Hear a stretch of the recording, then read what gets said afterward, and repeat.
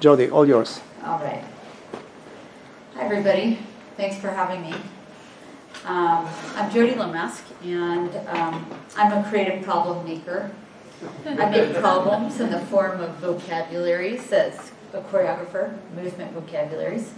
I make problems in the form of shapes as a sculptor and as experiences as a creative guide.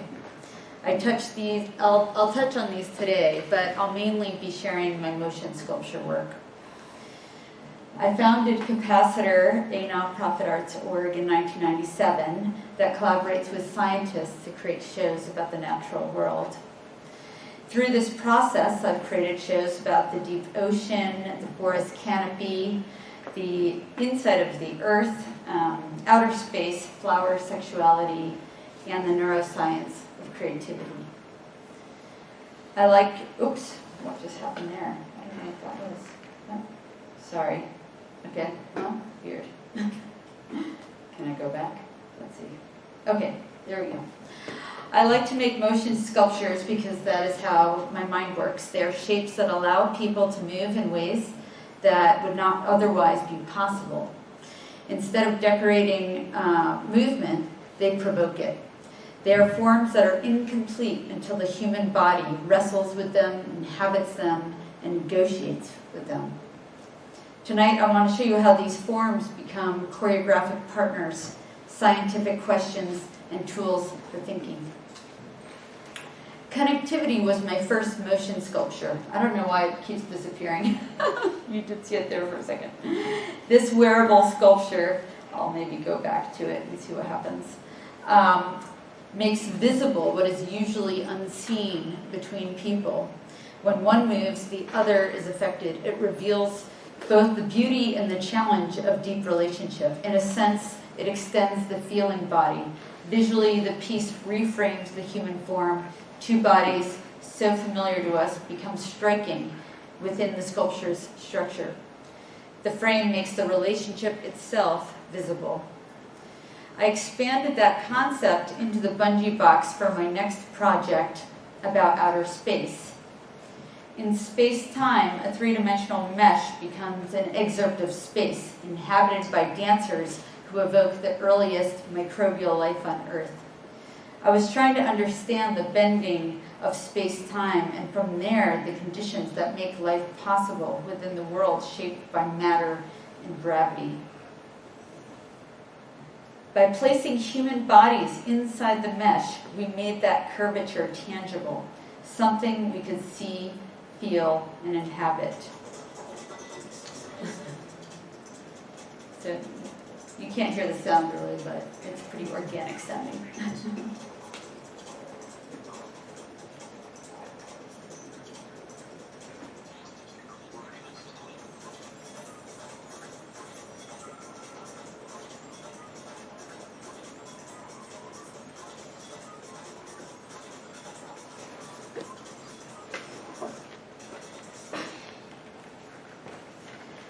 My life is meaningfully better when I can externalize some of my deeper experiences of the world. I can feel things more fully.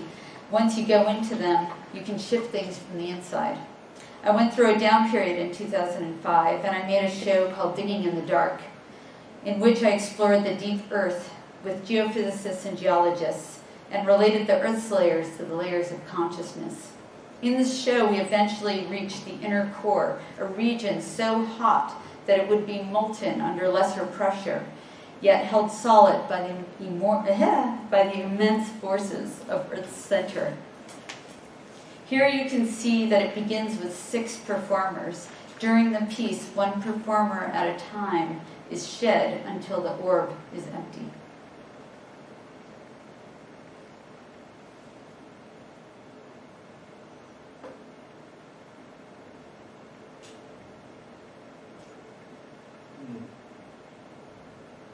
We compressed them a lot for this to make it portable, but a little pixelated. A bit later on, I was trying to understand the role of beauty in evolution. I had been raised to think that beauty, or the pursuit of it, as shallow and meaningless. But in nature, beauty is rarely meaningless. It attracts pollinators, shapes reproductive success, and helps life continue. If beauty carries a cost and still persists, it must be doing work. I learned about the perfect flowers, a botanical term for blossoms that contain both stamens and pistils. Oops, do I need to keep hitting that? Okay, sorry. Sorry about that. This is timed a little wrong. Many can self-pollinate, though they don't always do that. This trio of sculptures is from The Perfect Flower, a work about self-sufficiency, fertility, and the biological utility of beauty. A good sculpture is a problem, it's an obstacle, it forces invention. The dancer is a detective and is being asked to solve a problem with their bodies. It's a creative problem. In this sculpture, the dancer is threading herself and emerging from the husk.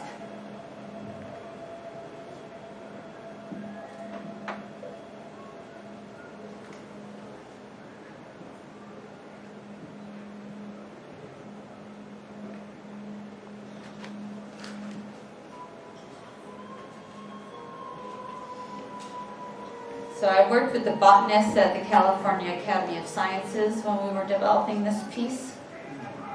When Renzo Piano was involved with redesigning the museum, and they were creating the rainforest dome. So they were growing all of the plants that would inhabit the rainforest dome. And it premiered at TED in 2009, so we're still performing it. It'll be at a couple different events this year. The next one being an open studio in Oakland at the end of April. I experimented with a range of materials. Here's my first work with fiberglass for Okeanos.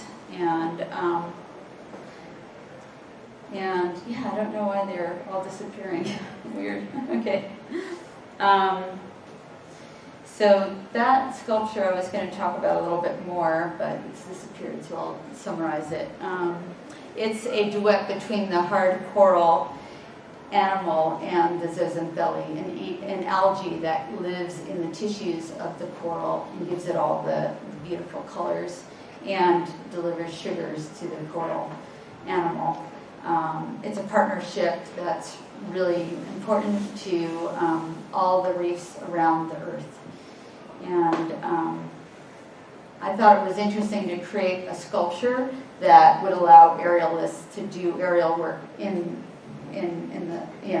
aerial space. Usually contortionists are down low or up on a pedestal, but this duet between the hard coral animal and the zooxanthellae. Well, usually you think of a duet as between two dancers, but in this case, it was cool to create a duet between steel and dancer, which felt similar to that relationship, the symbiotic relationship you find in nature. Kelp forests are among the most productive ecosystems on Earth, sheltering an extraordinary diversity of life and harboring all kinds of plants and animals. It's one of the most dense ocean communities. And so we created a small kelp forest there you saw for just a moment for some reason. Yeah. So designing for the body means treating sensation as intelligence. The mind is a tool of the body. Whether we're moving as the mind requests or listening to what the body tells the mind, we're traveling the same trail. I think right now, with everything that's going on with AI, we're dawning on an era where the physical, the embodied, the skin, as Suzanne was talking about, is more important than ever. Yeah. So I explored these ideas more deeply in synaptic motion, a show I created when in residence at the UCSF Neuroscape Lab.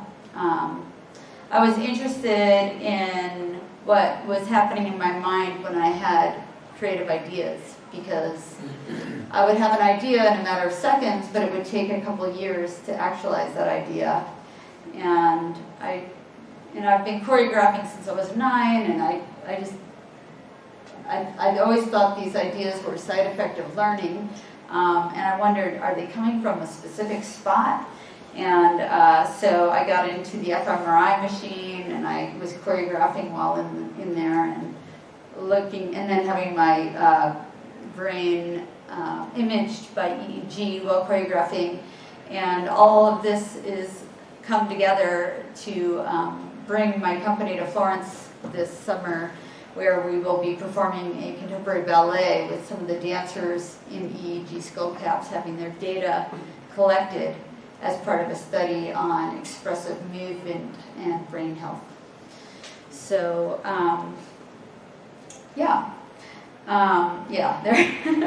there I was holding my baby before I was gonna go get my brain imaged. And here's my brain choreographing. It's a glass brain that I worked with John Fisenko on at the UCSF Neuroscape Lab. And here's the set for it. I designed these massive neurons, and then we use them as an environment and as projection surfaces.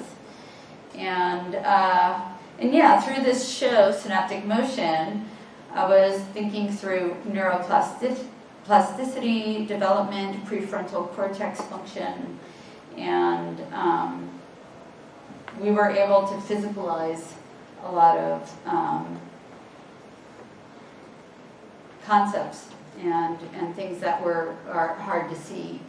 So in this sculpture, you see a dense tangle of the early neural connections.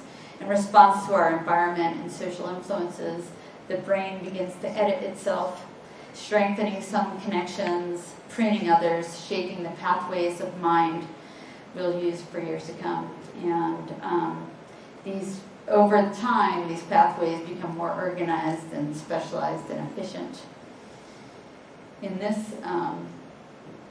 this sculpture, you see the prefrontal cortex, the part of the brain most associated with planning and attention, decision-making, and self-control. It's where we feel most deliberate, where we make lists, draw boundaries, and try to bring clarity to what we're experiencing in the world around us. And in this sculpture, I was trying to understand neuroplasticity, how attention, repetition, and experience reshape the brain from within. How much can we truly influence our thoughts and our experience of the world? I read about a study of trainee London taxi drivers showing that acquiring the knowledge of London's layout was associated with measurable structural changes in the hippocampus, offering a powerful example of adult neuroplasticity. Around the same time, a NASA roboticist introduced me to tensegrity structures, systems stabilized by tension and compression, which NASA was exploring for planetary landing. So I built a human-scale aerial tensegrity structure that could be morphed from the inside to reshape and change shape in the air. So usually you think of aerial structure as very solid. And this one is quite unusual because it morphs in the air. Like the human body, it has very few hard connections. It's 6 bars floating in a web of bungee. So I thought it was a great metaphor for neuroplasticity, changing the shape and the structure from within.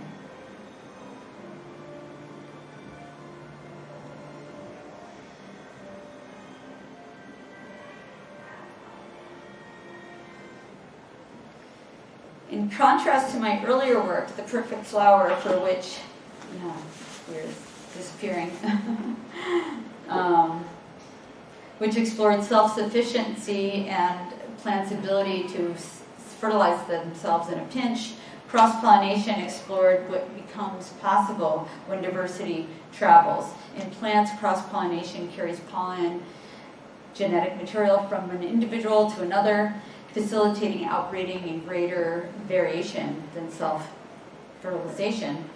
So, no one is one thing. We are shaped by many cultures, genetics, and so this is the piece Cross-Pollination with a quintet of women, inspired by the bees, inspired by the San Francisco Bay Area and how it's all of the different cultural influences creates this innovative environment we all are part of. I visited Delos, which is a World Heritage Site, and it's this island in Greece where a lot of different cultures existed, and it was very advanced in so many ways, and it made me think of the Bay Area.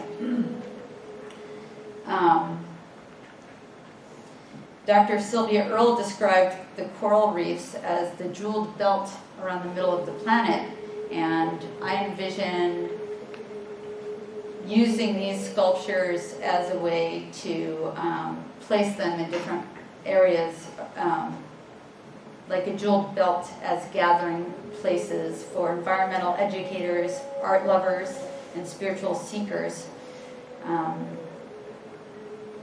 Works that give form to our impulse toward beauty, interconnection, and innovation required to sustain an abundant world.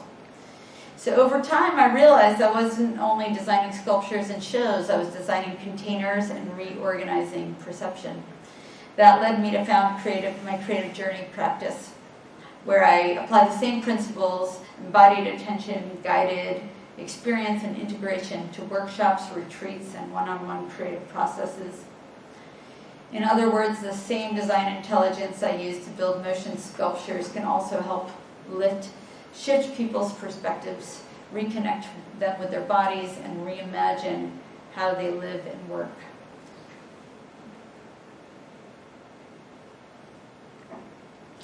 So what's next? This is the sculpture I hope to create this year called Consciousness Blooming. And I see it as creative journey in architectural form. For 30 years, my work has been about reconnecting people with the body, with one another, and with nature. And this piece does all of that at once.